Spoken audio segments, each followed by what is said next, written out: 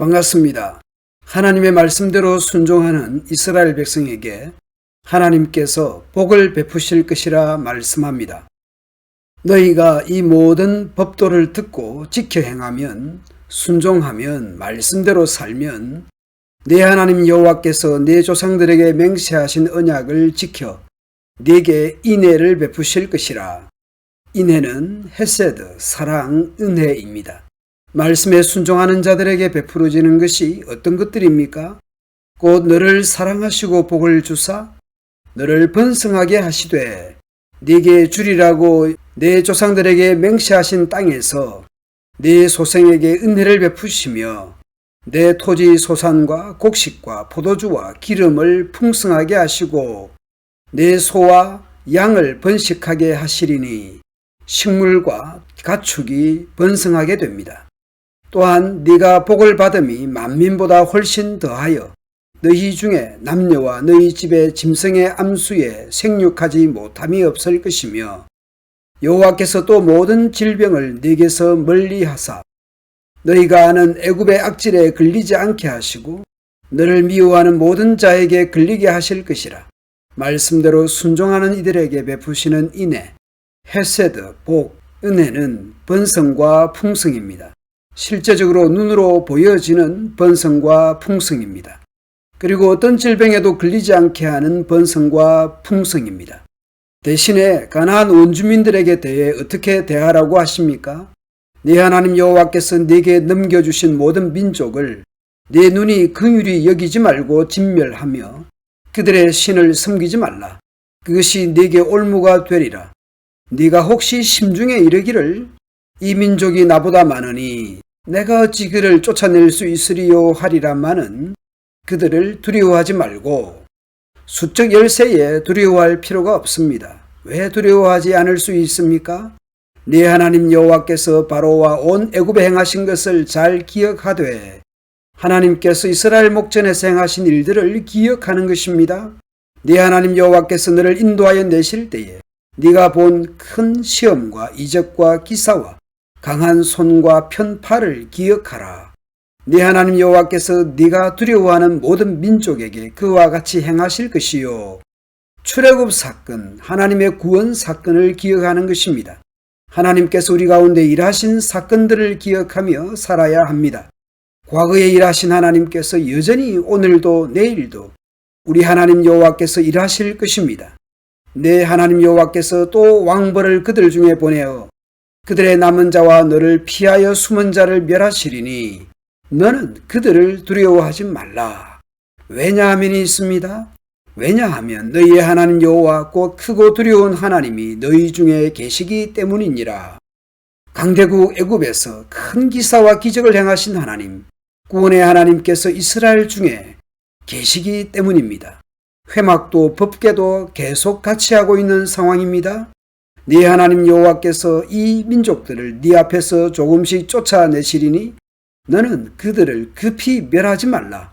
들짐승이 번성하여 너를 해할까 하노라.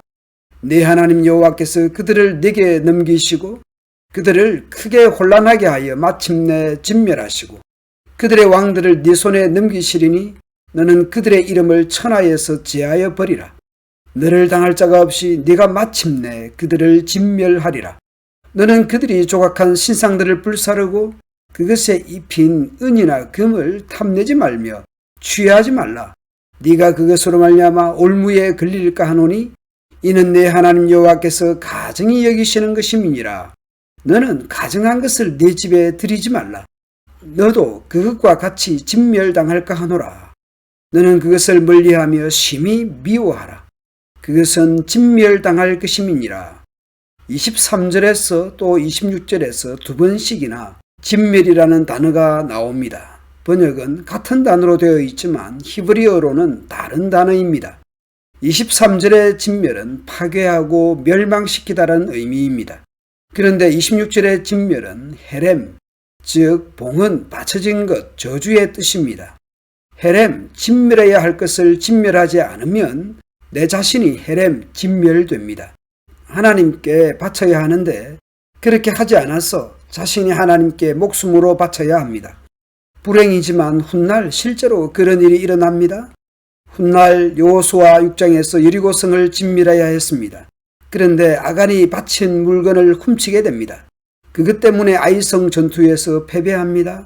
진멸, 바치는 것, 바친 물건 중에서 사용된 단어도 헤렘입니다. 아간이 바쳐진 것, 헤렘을 탐내어 훔친 것 때문에 이스라엘 공동체는 커다란 위기와 고통에 빠지게 된 것입니다. 결국 아간의 집안은 아골 골짜기에서 목숨으로 바쳐진 것을 대신하게 됩니다. 가나안 원주민들이 하나님의 심판을 받게 된 것은 죄악이 가득했기 때문입니다. 레위기 18장 즉 시내산에서도 말씀했습니다. 이스라엘이 약속의 땅의 입국에서 살다가 가나안 원주민처럼 죄짓고 살면 하나님께서 이스라엘이라도 심판하실 것이라 하셨습니다. 죄악이 가득한 가나안 원주민들을 심판하는데 이스라엘이 하나님의 도구로 사용된 것입니다. 그런데 이스라엘이 가나안 원주민들을 심판하면서 이스라엘 스스로 나도 이들처럼 살면 죽는다는 실제적인 교훈이 되었을 것이라 생각합니다. 성도는 하나님의 백성이라는 그 신분에 걸맞는 삶을 살아야 합니다. 약속의 땅에 거주하는 것만으로 만족하는 것이 아니라 약속의 땅에서 하나님의 백성답게 살아서 약속의 땅이 약속의 땅으로 만들어 가야 하는 것이죠. 그 땅에서 제사장 나라로서 살아내야 할 특권을 가진 것입니다. 신약의 우리를 봅시다.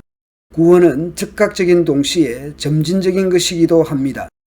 그래서 빌립보서 2장에서 말씀합니다. 항상 복종하여 두렵고 떨림으로 너희 구원을 이루라. 쉬운 성경은 이렇게 번역했습니다. 하나님이 주신 구원을 이루기 위해 열심히 노력하며 두려움과 떨림으로 늘 힘쓰기 바랍니다. 구원받지 못해서 구원받고자 하는 것이 아니라 구원받았기 때문에 구원받은 자답게 살아가는 것입니다. 세상 속에서 하늘 시민답게 살아갑시다.